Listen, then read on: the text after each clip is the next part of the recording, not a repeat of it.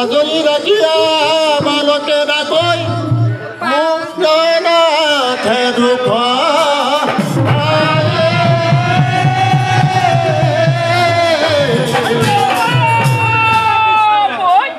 ও কৃষ্ণই বাহিতি রই রই পায় গোকুলর গোপিয়ে ঘুরি ঘুরি যায় ও কৃষ্ণই বাহিতি রই রই পায় গোকুলর গোপিয়ে ঘুরি ঘুরি যায় হে রাম কৃষ্ণ বাহিতি রই রই পায় গোকুলর গোপিয়ে ঘুরি ঘুরি যায় বাহিতি রই রই পায়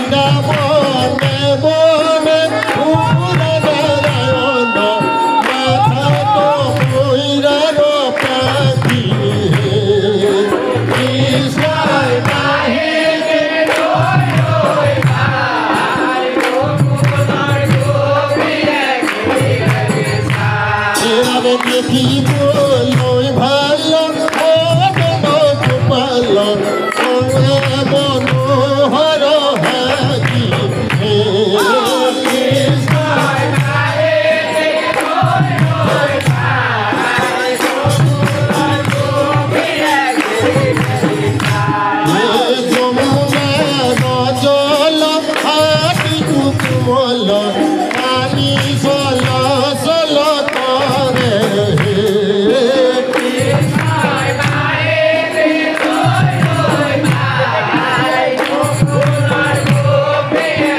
ঘুরি ঘুরি যায় ও অথমি আগিব ভূষণ বদন দেখিলে পাদক হরে কৃষ্ণায় বাহিতি রই রই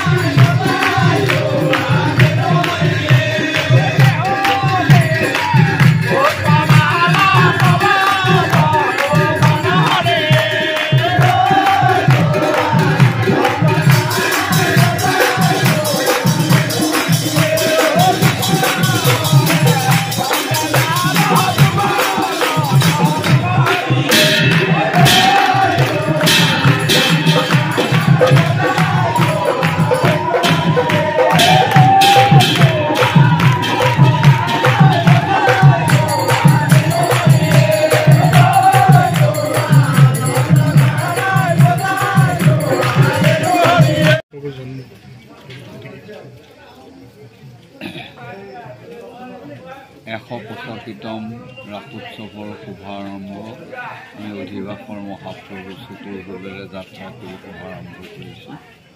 ইয়াৰ পিছত অধিবাসৰ পূজা আৰু আৰতি গান হ'ব। এনেধৰণেৰে তিনিদিনীয়া কাৰ্যসূচীৰে কাইলৈ ৰাসৰ অভিনয়, ৰাসৰ পূজা আদি চলিব। পৰহিলৈ ইন্দ্ৰাবৃত্তি কাৰ্যসূচীৰে সন্ধ্যা আকৌ চতুৰ্দুলৰ ৰাস কৃষ্ণদেৱৰ সৰ্বশ্ৰেষ্ঠ লীলা। ৰসো বৈশ্য ৰাস বুলি ভাগৱতত উল্লেখ কৰিছে। ৰসময় কৃষ্ণদেৱৰ যি লীলা, সেই লীলাকেই ৰাস বুলি কোৱা যায়। দেখাত গোপী আৰু কৃষ্ণৰ মাজত যি লীলা হৈছে, এই লীলাক কামভাৱৰ যেন অনুভৱ হয়, কিন্তু পূৰ্ণ কৃষ্ণ পূৰ্ণ ৰূপে বিৰাজিত হৈছে, ইয়াৰ কোনো অভাৱেই নাই। এনে পূৰ্ণ কৃষ্ণই কামভাৱত গোপীসকলৰ ওচৰত মিলিত হৈছে, এইটো একেবাৰে অসত্য। বৰ কাৰণে যি প্ৰয়াস, এই প্ৰয়াসকেই ৰাসৰ মাজেদি প্ৰতিপন্ন কৰিছে। সেইকাৰণে ভাগৱতৰ গোটেই অধ্যায়বিলাকৰ ভিতৰত ভাগৱতৰ ৰাস পঞ্চধ্যায় সৰ্বশ্ৰেষ্ঠ। কাৰণ তাত জীৱই কেনেকৈ মুক্তি লাভ কৰিব পাৰি তাক প্ৰতিপন্ন কৰিছে। এনে কামজয় কেলি দৰ্শন কৰিলে মানৱৰ কামভাৱ দূৰ হৈ মানৱ জীৱনৰ সাফল্যতা লাভ কৰিব পাৰে।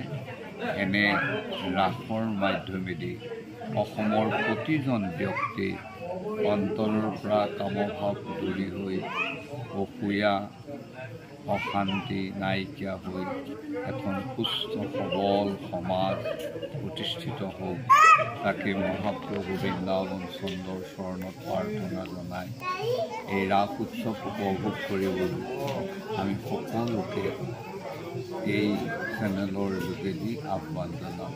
ধন্যবাদ। শ্ৰীমন্ত শংকৰদেৱৰ কেলিগোপালৰ পিছতেই শ্ৰী শ্ৰী দক্ষিণপাট সত্ৰত দ্বিতীয়খন ৰাসনাট ৰচনা হয়।